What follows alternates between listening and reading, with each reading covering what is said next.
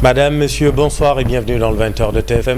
Dans l'actualité de ce jeudi, conférence nationale des chefs de parquet, le garde des Sceaux a réaffirmé l'importance d'une justice indépendante capable de garantir les libertés fondamentales et l'équilibre social. Le ministre de la Justice s'est aussi exprimé sur l'affaire Farba-Ngom. Selon Ousmane Diagne, l'autorité politique n'a rien à voir dans cette affaire. À la une également, 17e édition des comptes extérieurs. Le solde de la balance des paiements du Sénégal affiche un excédent de 80,7 milliards en 2023. Le déficit du compte des transactions courantes s'est établi à 3 683 milliards. On vous explique tout. Révision ordinaire des listes électorales, une opération qui doit se dérouler chaque année conformément au code électoral selon la société civile. L'annonce du ministre de l'Intérieur concernant l'inscription automatique sur le fichier électoral des jeunes de 18 ans et l'appel à une large concertation pour la faisabilité. Voilà pour les titres et tout de suite le développement.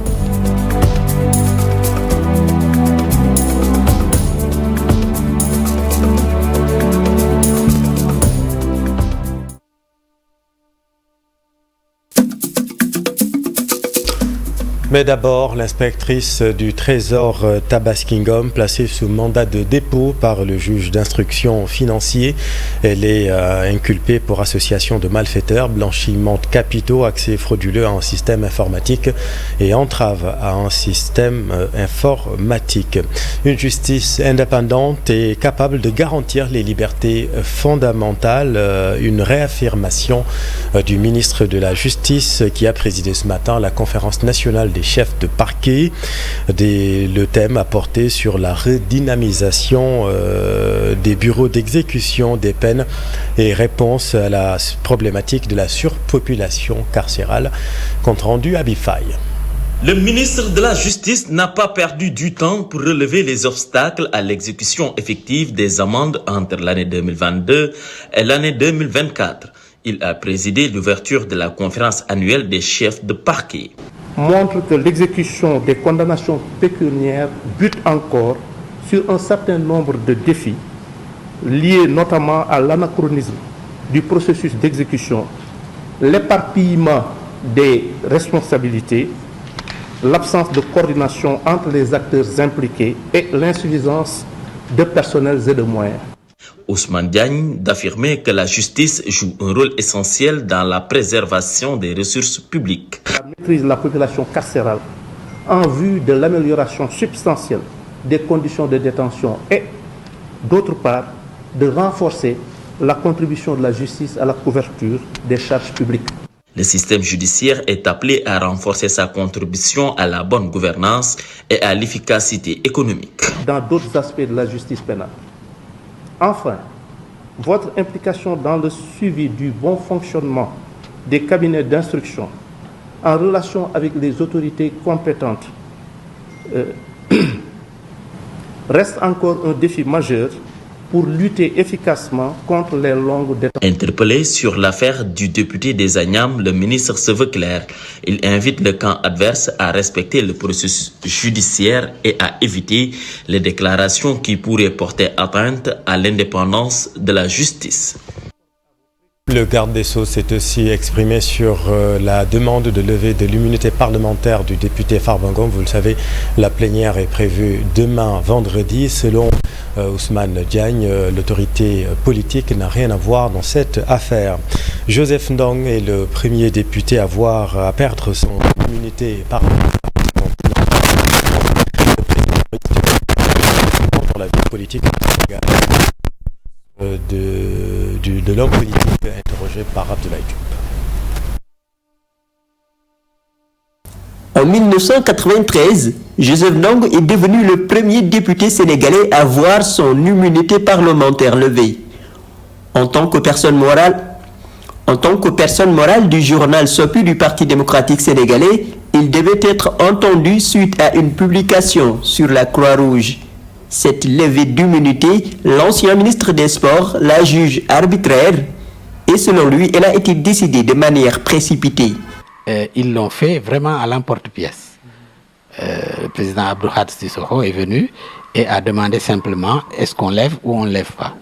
Et sur ces faits-là, comme ils avaient la majorité à l'époque, au niveau du bureau. Il y avait que Ousmane Ngom qui était notre président de groupe parlementaire qui siégeait. Donc, ils ont levé mon immunité parlementaire. Donc, la levée de mon immunité parlementaire ne s'est pas faite de manière comme aujourd'hui, avec une commission ad hoc, avec une séance plénière, etc. Non, ça a été vraiment à l'emporte-pièce. On lève ou on ne lève pas, et puis sur cette base-là, on a levé mon immunité parlementaire. Mais nous sommes favorables à l'état de droit, nous avons dit cela d'ailleurs, nous sommes pour la reddition des comptes, et dans ce sens-là, à l'époque, nous avons trouvé qu'il n'y avait pas péril en la demeure qu'on lève l'immunité parlementaire. Finalement, le député a été libéré par le juge et a pu reprendre son travail à l'Assemblée nationale. Je suis allé répondre au juge le lendemain et j'ai pu à ce moment-là dire aussi encore les réalités qui ont amené la rédaction de cet article-là. Et donc le juge a trouvé que ce que j'avais dit par rapport à ce dossier-là, je considérais qu'il n'y avait rien qui puisse être, en tout cas, il n'y avait pas de raison de m'incarcérer ou de porter plus en avant la poursuite. Et donc j'ai été libéré. Je suis sorti de là-bas, je suis retourné à la maison et j'ai repris mes activités au niveau de l'Assemblée nationale. Depuis cet épisode, plusieurs parlementaires ont connu des situations similaires, notamment Khalifa Ababakar Sall, Barthélémy Diaz, Ousmane Sonko, entre autres, qui ont vu tous leur immunité parlementaire levée. Selon Joseph Ndong, les députés doivent répondre devant la justice afin d'éclairer la lanterne des Sénégalais. Aujourd'hui, je pense que la justice doit faire son travail, c'est-à-dire dire exactement la vérité au peuple sénégalais par rapport à cette question-là. Donc, je crois que ce qui se passe actuellement doit être considéré comme tout à fait normal. Un député, si l'on trouve qu'il doit être entendu, eh bien, il doit, lui, aller répondre simplement et dire la vérité par rapport à cette question. Donc, voilà pourquoi je pense que ça ne doit pas être une chose extraordinaire que le fait de lever l'immunité parlementaire du député, et ça doit aller simplement dans dans le droit. Le président de l'Assemblée nationale a convoqué les députés en séance plénière pour le vendredi 24 janvier 2025. L'ordre du jour de cette session porte sur l'examen des conclusions de la commission ad hoc chargée de statuer sur la demande de la levée de l'immunité parlementaire du député Farba Ngom. À la une également de l'actualité, la 17e édition des comptes extérieurs. Le solde de la balance des paiements du Sénégal affiche un excédent de 80,7 milliards en 2023. Quant au déficit du compte des transactions courantes, il s'est établi à 3 683 milliards, soit 19% du PIB. Décryptage d'Issa Prera. Après le ralentissement de la croissance mondiale, l'économie nationale est restée résiliente. Et au niveau du compte courant, c'est la stabilité. La croissance économique a été résiliente au Sénégal, ressortant à 4,3% en 2023. Ces chiffres nous ramènent à voir quel est le déficit du compte courant. Le compte courant, c'est toutes les opérations commerciales qui se déroulent entre le Sénégal et le reste du monde. Et ce que nous avons constaté, c'est que le compte courant est resté stable entre les deux années 2022 et 2023, autour de 19,8% du PIB entre les deux années. Vraiment, il y a 0,1% de différence entre 2022 et 2023 en ce qui concerne le déficit du compte courant. Même si la balance commerciale s'est un peu dégradée en 2023 par rapport à 2022, les exportations, elles, ont plus baissé que les importations. Mais ces mêmes exportations, par contre, ont permis de constater que l'économie du Sénégal devient de plus en plus diversifiée. J'ai indiqué que la balance commerciale s'est détériorée, c'est vrai, mais moins rapidement qu'en 2022. Et ce qui montre, ce qui fonde vraiment cette détérioration, c'est que les exportations ont baissé de manière plus forte que les importations. Les exportations ont baissé de 10% environ, tandis que les importations n'ont baissé que de 2,5%. Pour vous donner des chiffres concrets, les importations, c'est 6 600 milliards. Mais il y a quand même des points positifs. Sur les points positifs, les exportations, c'est l'or. C'est l'or, c'est les ICS, avec les, c'est également le secteur halieutique, les secteurs horticoles. Donc nous avons vraiment de plus en plus une économie diversifiée qui permet aux exportations d'augmenter. Mais comme l'indique le ministère des Finances, il y a 2 points d'attention à retenir qui sont le déficit du compte courant et la position extérieure globale. A été relevé par le directeur national, c'est le niveau extrêmement élevé du déficit du compte courant du Sénégal qui tourne autour de 19,8% du PIB, donc quasiment au même niveau qu'en 2022. Et ça traduit un déficit d'épargne par rapport à nos besoins de financement. Le pays mobilise assez de ressources, mais il faut en un certain moment également qu'on puisse mobiliser les ressources internes pour rendre notre croissance économique plus forte, plus inclusive et plus durable. Au niveau du Sénégal, nous constatons que nous avons une position extérieure globale qui enregistre un déficit quasiment de 90% du PIB en 2023. C'est un point d'attention, c'est-à-dire c'est le stock d'engagement du Sénégal vis-à-vis de l'étranger. Et quand on parle de stock d'engagement, ça concerne à la fois le secteur public et le secteur privé. Et tout ça, aujourd'hui, renforce les mesures qui sont préconisées dans le cadre de la vision Sénégal 2050, à travers l'augmentation de l'offre productive, à travers la diversification de notre économie, à travers également le renforcement de l'attractivité de notre économie. Pour 2024, cap sur la réduction du déficit du compte courant. L'objectif est de passer de 19,8% à 14%, ce qui permettra au pays de moins dépendre de l'extérieur. Et dit ça, de 1600 milliards de francs CFA, les transferts de fonds des Sénégalais de l'extérieur est passé à 1800 milliards de francs CFA en 2023, des fonds de consommation plutôt que d'investissement. Voici le directeur Jean-François Sène. Quels sont les courroies de ce déficit? Qu'est-ce qui provoque ce déficit? Principalement la balance commerciale et la balance des services. Et bonne nouvelle structurelle, c'est le déficit de la balance secondaire qui retrace les envois de fonds des migrants. Les envois de fonds des migrants, c'est 1800 milliards en 2023. En hausse. En 2022, nous étions autour de 1600 milliards. Donc ce qui montre toujours l'effort continu de la diaspora pour financer l'économie. Une étude récente de la BCEAO et de l'ANSD a montré que 79% de ces 1800 milliards restent quand même tournés vers la consommation.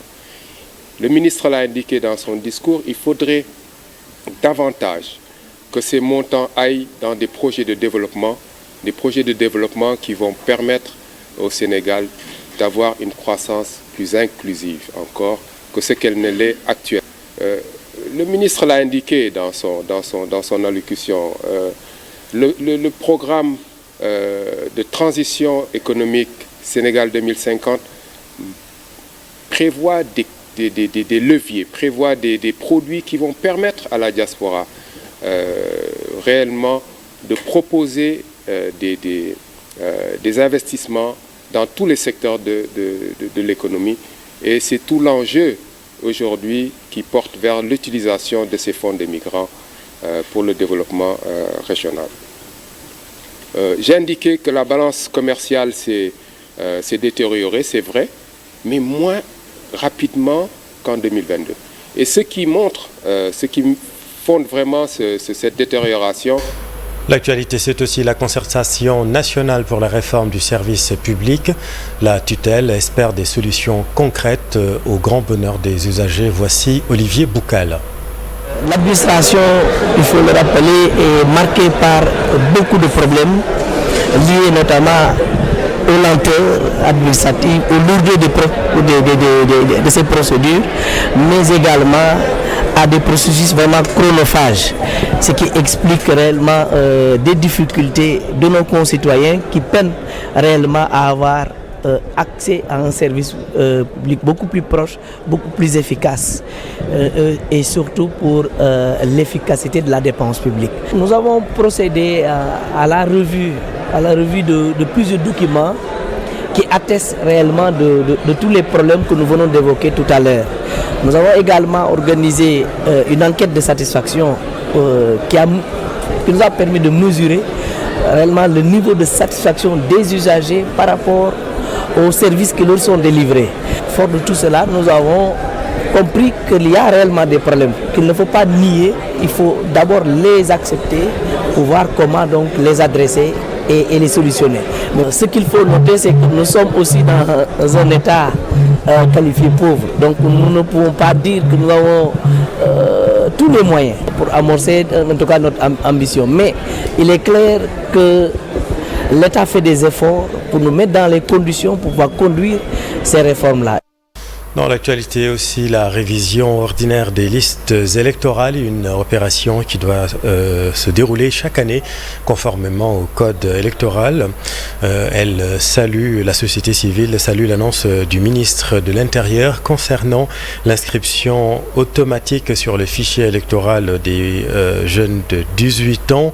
Elle appelle à une large concertation. Synthèse Ibrahima Kane. L'annonce du ministère de l'Intérieur de la révision ordinaire des listes électorales, la société civile applaudit des deux mains. Elle parle d'une décision conforme au code électoral. Cette révision ordinaire, c'est une tradition en fait qui est prévue par le code électoral qui fait que chaque année, donc il y a ce qu'on appelle les révisions ordinaires qui durent 6 mois, qui commencent le 1er février pour se terminer le 31 juillet. Parce que la période est assez vaste. Faire une révision annuelle ordinaire, c'est une très bonne chose. Et malheureusement, depuis 2018, on n'a pas eu le temps de le faire parce qu'il y avait eu des élections. Donc c'est une très bonne chose, ça permet d'enrôler pratiquement tous les primo-votants.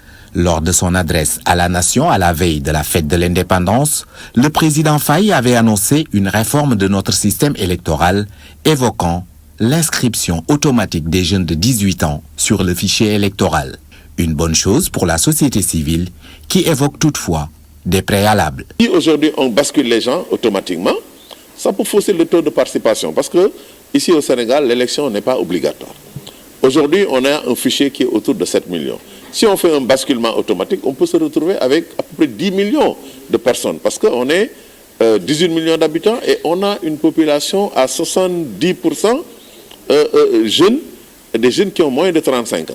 Donc si vous avez un fichier de 10 millions et que finalement ce n'est que 3 ou 4 millions qui votent, vous voyez que ça fausse le taux de participation. L'autre contrainte, c'est que, au-delà du fait que le vote n'est pas obligatoire, il y a le fait qu'aujourd'hui, l'élection obéit à un certain nombre de règles liées aux circonscriptions administratives, circonscriptions électorales.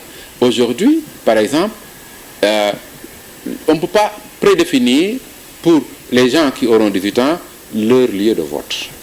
Alors, ça pose problème parce que ici, pour voter, il faut déjà identifier où voter. Ça aussi, c'est une contrainte. Et la troisième contrainte, c'est pour être éligible, pour être candidat. Pour être candidat, quand on doit être candidat dans une circonscription donnée, il faut être dans cette circonscription. C'est les 3 contraintes majeures qui se posent pour ça. Donc, s'il s'agit d'élections présidentielles, la question de la circonscription administrative ne se pose pas. Oui, pour le basculement automatique sur le fichier électoral des jeunes de 18 ans, mais après de larges concertations sur la faisabilité, déclare la société civile. Les opérations pour la mise à jour du fichier électoral, elles, vont se dérouler du 1er février au 31 juillet 2025. Merci. Allons maintenant à Linguère où on assiste à des meurtres à l'arme blanche. Les populations s'inquiètent. 2 personnes ont été tuées à l'arme blanche ces derniers jours. Mamadou Moustapha Ndiaye. Depuis plusieurs jours, le département de Linguère est sous le choc en raison de l'augmentation des agressions signalées. Suite au tragique décès d'Amali, une femme, un enseignant a également été attaqué à coups de machette à Lumbidobé dans la commune de Barkeyi. Cette escalade de la violence soulève une fois de plus la question cruciale du port d'armes. Ce qu'il faut reconnaître est qu'aujourd'hui, les machettes, les coupes-coupes, peut-être les râteaux, les hulaires qui étaient destinés à des fins d'élevage et d'agriculture, aujourd'hui sont utilisés comme des armes pour tuer, pour saccager, et c'est des choses extrêmement graves. Ça ne se limite seulement pas à l'agriculteur ou bien à l'éleveur, mais aujourd'hui, tu vois des ambulants qui vendent des couteaux, qui vendent des coupes-coupes et tout ça. Donc tout ça, en somme, l'accès aux armes est tellement facile, ce qui fait qu'aujourd'hui nous assistons à beaucoup de cas de meurtre. La relation entre les armes et leurs utilisateurs est un sujet délicat qui perdure depuis longtemps. Parce que les éleveurs utilisent souvent des coupes-coupes pour couper les branches d'arbres, surtout pendant la saison sèche. Si un mouton est en train de mourir, les bergers l'égorgent avec les coupes-coupes. Ils l'utilisent aussi pour couper les cordes, mais ils ne doivent pas les utiliser comme des armes.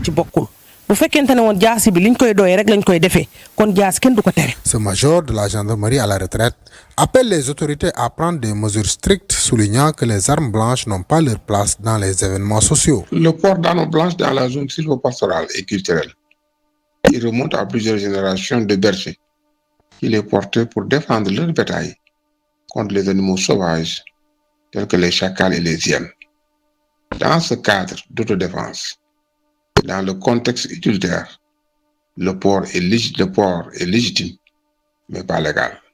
Effectivement, vous avez raison de poser la question à quoi sert une arme blanche dans un mariage, un baptême, un bar ou dans un stade. C'est à cela que les pères de famille, aidés par la police et la gendarmerie, doivent lutter pour permettre à cette jeunesse de répondre valide aux efforts de développement socio-économique de notre pays. Avec cette nouvelle génération de bergers, les armes blanches sont aiguisées et entretenues dans l'optique d'une bagarre ultérieure. Compte tenu de cette situation préoccupante, il est indéniable que les actes de violence se multiplient dans la région sylvopastorale. Bien que la loi prohibe le port d'armes blanches, son application reste souvent insuffisante. Nécrologie avec la disparition de Major Diouf, figure emblématique de la scène politique et de l'Académie nationale. Major Diouf a été rappelé à Dieu dans la nuit du 22 au 23 janvier. Sa mort a été annoncée par le président Moustapha Niasse avec beaucoup d'émotion. Qui était cet homme, Fat Bintou Conté? Le Sénégal en deuil, le professeur Major Diouf a tiré sa révérence, un éminent intellectuel et homme politique. Un décès survenu dans la nuit du 22 au 23 janvier. Une annonce faite par le président Moustapha Niasse. Né en 1939 à Fimela, dans la région de Fatick, Major Diouf fut une personnalité marquante de l'histoire nationale, contribuant à la fois au domaine académique et à la scène politique sénégalaise. Professeur de littérature à l'université Cheikh Anta Diop de Dakar, Major Diouf était également un acteur politique engagé.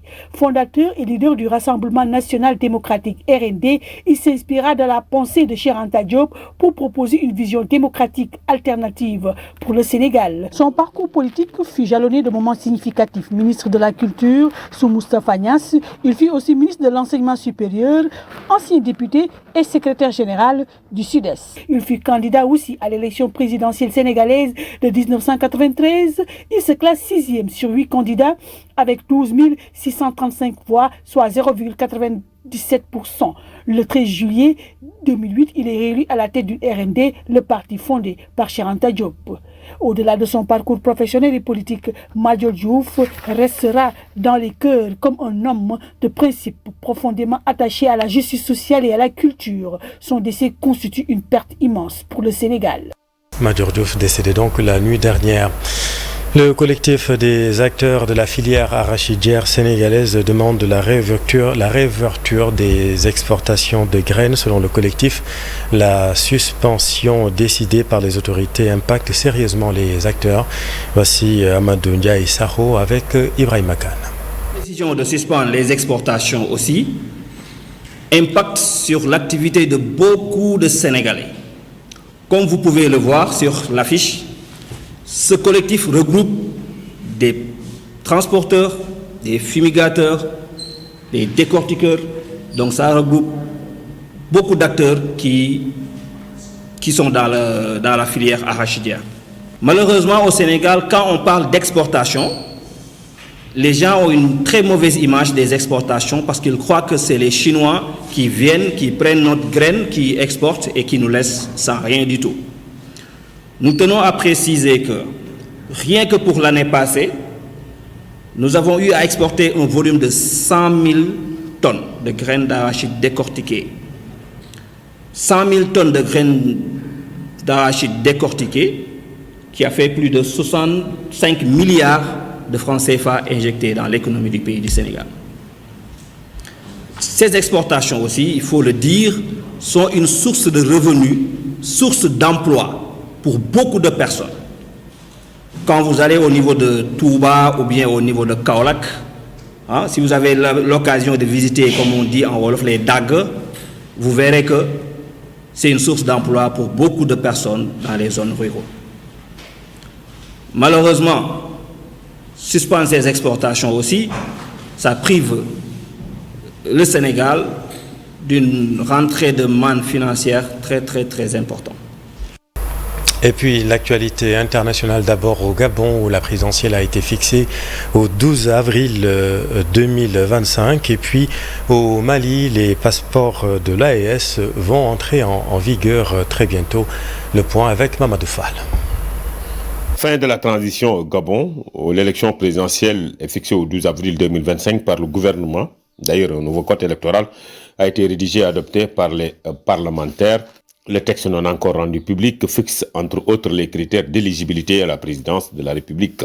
Après le Gabon, les États du Sahel posent davantage d'actes de souveraineté totale.